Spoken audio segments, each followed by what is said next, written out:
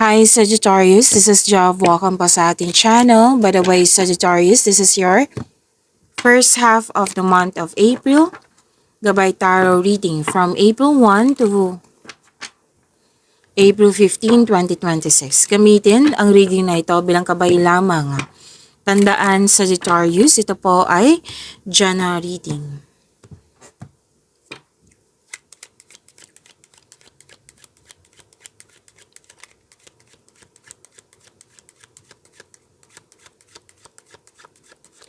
Mga parating pa para kay Sagittarius ngayong April 1 to 15, 2026.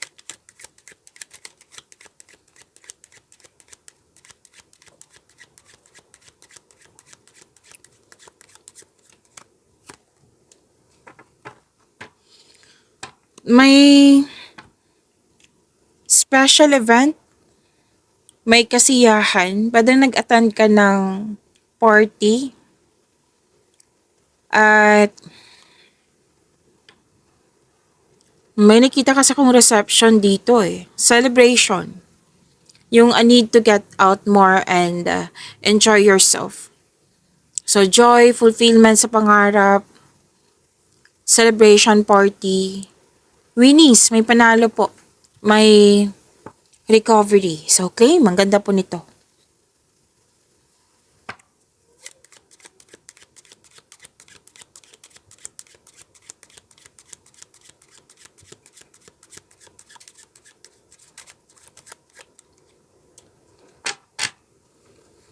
May pwedeng naalala mo to sa nakaraan na like may breakup, separation. Oo. Na sa past po ito na mismo ikaw ay willing to move forward. Like, it's time to move on. It's over. Yan. So, ang advice ng card dito, forget the past and move forward kayo, mag-focus kayo sa new direction na dumating sa inyong buhay.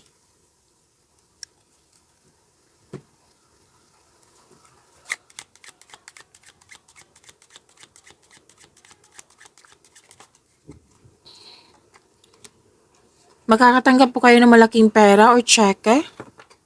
Pwede din po kontrata ito na makapagbigay sa ng malaking pera. Document any application. Wow, na-approve yung application nyo. May sagot na. May importanteng tawag or text or written communication. Pwedeng email din to.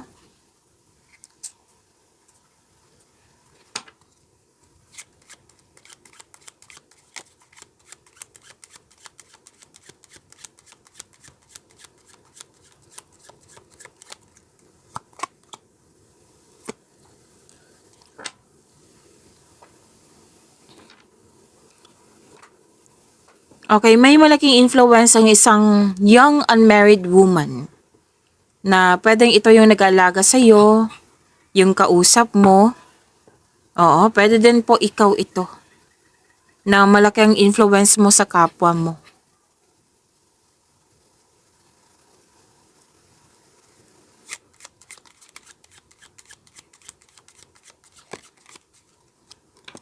Sabi ng yung card, huwag kayong mag-isip ng mga yung negative thoughts. Kasi hindi yan nakakabuti sa'yo.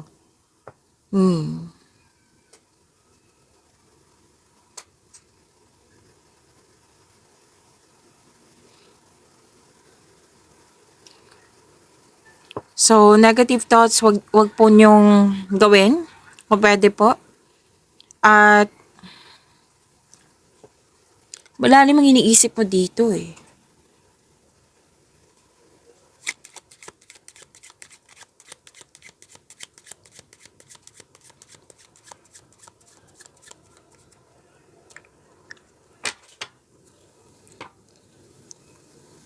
Mag-ingat kayo sa kasi anong tawag nito? Someone is spying on you. May malicious intention. May nakisawsaw, nangingialam. Sobrang, kumbaga, extremely envy, jealousy, resentment, sama ng loob. Green-eyed monster. So, ingat kayo sa kanya. Dalawang card kasi nagsabi dito. I think alam mo to kung sino to. may hinihintay din kayo, may in-expect kayo. So, huwag kayong mag-overthink kung pwede po kasi nakikita ko dito some of you na-trigger yung anxiety nyo sa nainip. Oo, nainip kayo. So, make it balance kung pwede po. At kung ano man itong mga challenges na ito, struggles ba yan, obstacles, maging matatag kasi maayos na po. Magkakaroon po ng stability. Okay?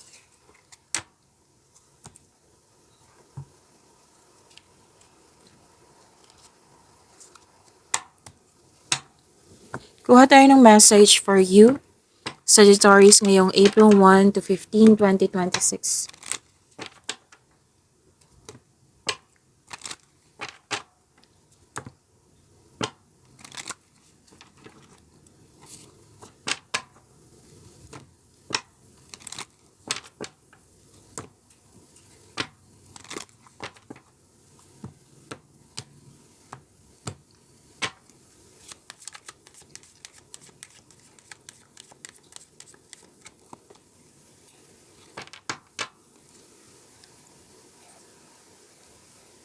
So, win-win outcome is forecast. Okay, ito po. Full moon in Libra. So, this message indicating that may tension sa connection mo sa isang tao. Pero, nakikita ko dito na magkakaroon po ng pagkakaayos. Yes. Posibilidad to ha, na magkakaayos kayo. Kasi this is about relationship, yes, partnership, love, pero din professional relationship. Na kailangan it is time for balancing the ego.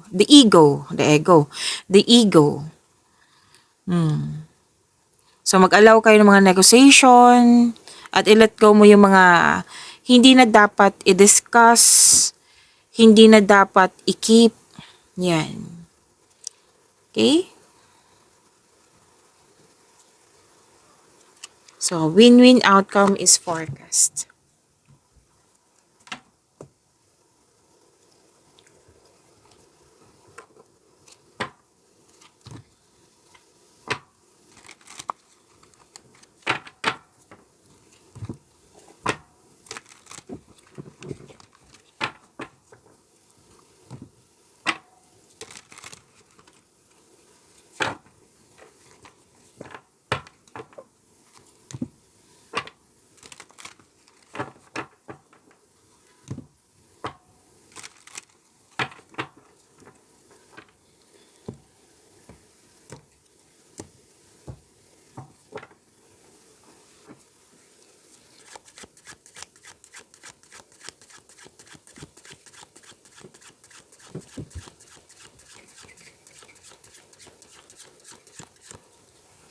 Energy, Sagittarius.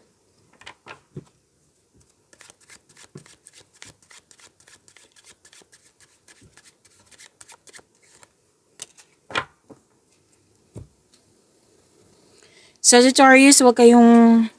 What I meant... natawa ako sa sarili ko.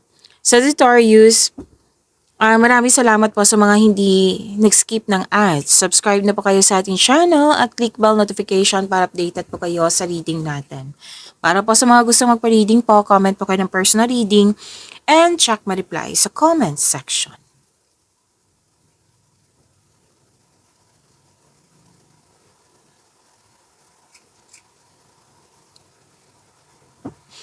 Okay, mas lumawak yung ambisyon nyo sa buhay. Nagkaroon ng future plan, choices din. Kasi may mga opportunities na dumating sa iyo. May ambisyon o idea ang gustong gawin. So this card asks you na magawa ng mga plano para sa hinaharap. Lumabas din siya dito sa tarot cards nyo. Mag-ingat sa pagiging mainipin. Okay, yun alala mo yung sinabi kanina na ingat talaga, balanse lang po. Kasi kung hayaan mo lang, magpabaya ka, matitrigger yung anxiety mo. So mag-ingat sa pagiging mainipin. Nakikita ko dito na may isang tao na very supportive sa iyo. Isa siya sa makatulong na makamit mo yung layunin mo sa buhay. At ipagpatuloy niyo po makinig sa inyong intuition kasi it will guide you sa isang malaking desisyon po.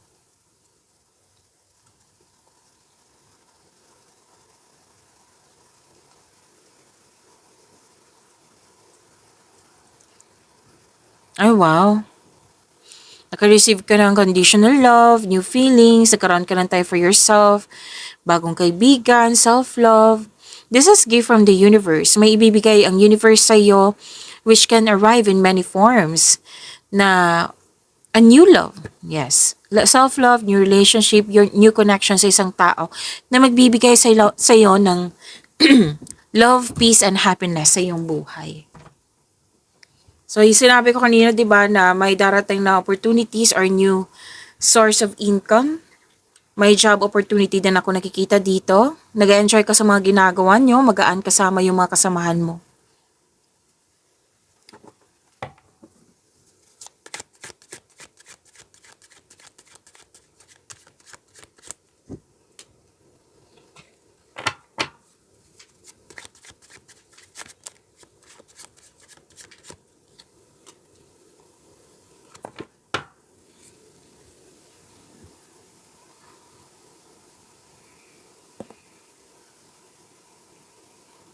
So, career and money.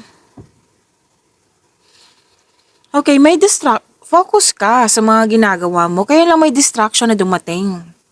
Na huminto ka. So, sabi ng card, yes, nakaramdam ka ng pagod, na gusto mong sumuko, pero malapit mo na matapos eh. Move forward ka. Tapusin mo yung mga nag-aantay na gawain, sabi ng iyong card. Okay, habaan niyo po yung pasensya niyo, sabi ng iyong card.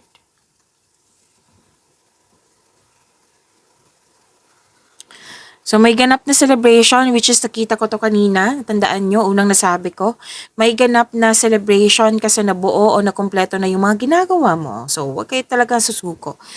Okay, tapos na yung proyekto. May gantimpala kang matatanggap. Maaring mana ito or promotion or recognition po. Ang ilan sa inyo nag-decide na magpahinga. Oo, magbakasyon. So, may nakita kong kasal dito. Or any kind of celebration kasi may natapos kayong gawain eh. May nakita rin akong tapos na yung construction. Like, may structure kasi ako nakikita dito. Pwedeng nagpatayo ka ng business, nagpatayo ka ng bahay, or any kind. Opo. So, magkakaroon po ng stability.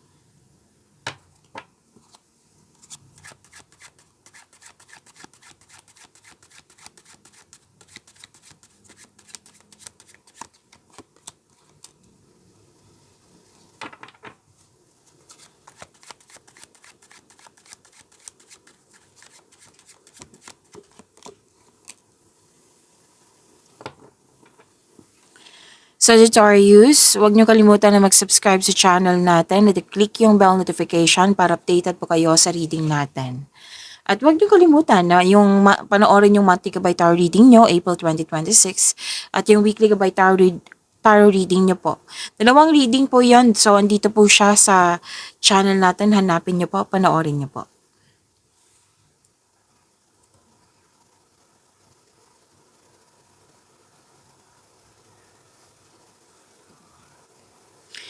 Okay. General reading to ha. Oo. Kung hindi kayo makaresonate, ibigay niyo po sa iba kasi medyo sensitive yung sinabi dito. Sa love life, self-love, partnership, and romance. Pwedeng may tao dyan na tuto sa iyo, nangingialam sa iyo, or para din third party concern ito. Na, ang advice kasi ng card dito na this card tells you na to accept and free yourself from this kind of emotion. Sadness, pain, pagalingin, palayain ang iyong sarili. Magkaroon ng healing, magkaroon ng pag-let go, and move forward para magkaroon ng recovery.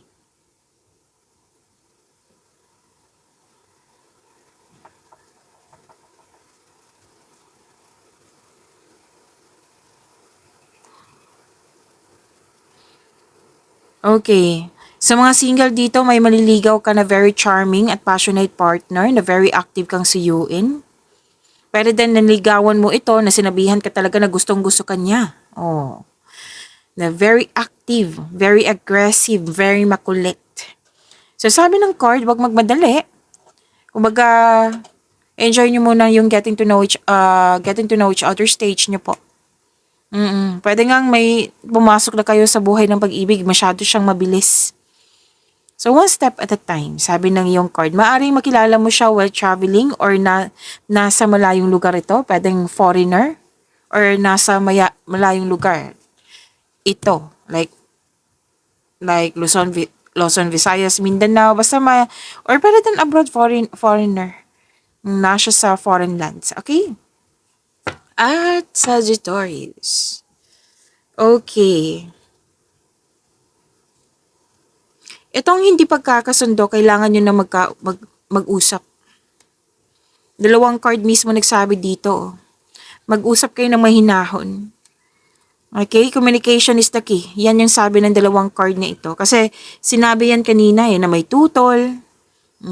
Kung feeling mo mag-aaway, then kung pwede, umiwas na lang. Balik kayo kung ma-recharge ka na. Opo. So, kung magkakaroon po ng pagkakayos, mag-uusap kayo, may darating na blessing sa inyo. Makukuha mo si Wheel of Fortune. Okay? Pagyamanin niyo po yung blessing sa binigay sa iyo. Oo. Sagittarius, see you tomorrow. Maraming salamat po.